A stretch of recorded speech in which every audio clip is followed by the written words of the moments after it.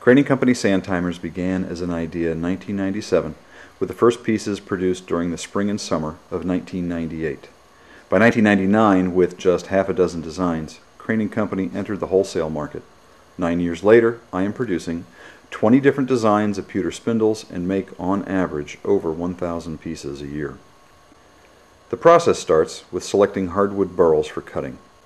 The burl pieces are first sliced on a bandsaw and then run through a drum sander to even them out and get them to a uniform thickness.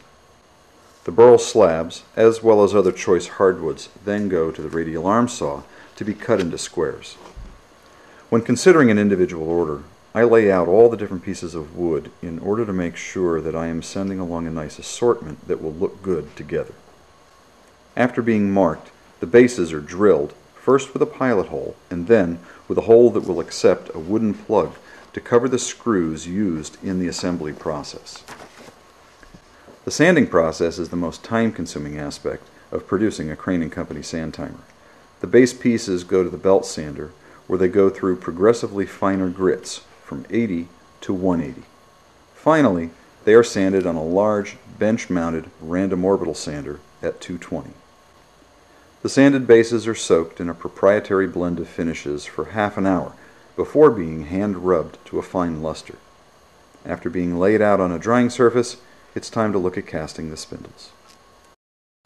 I've been casting metal, everything from aluminum and bronze to gold and silver and now pewter, since I was in the 8th grade. The spindles start out as an idea, progress to a model which is used to make a rubber mold, which, in turn, is used to cast the spindle. Each spindle is hand cast, hand trimmed, and then patinaed to a dark finish. After drilling, polishing, the spindles, bases, and glass are ready to be assembled. A screw is inserted through the pilot hole, the spindle is attached, the glass is mounted, and the second base is attached. Finally, a wooden plug of a contrasting species of wood is glued in place.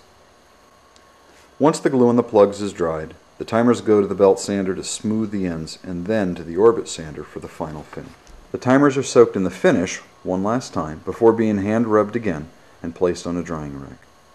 The timers need to stay on the drying rack for a full week in order to ensure that the finish is dried before being packed up to ship. Every Crane&Co sand timer has been assembled with the finest burls and hardwoods from around the world, matched up with hand-cast pewter spindles and one of 20 contemporary designs.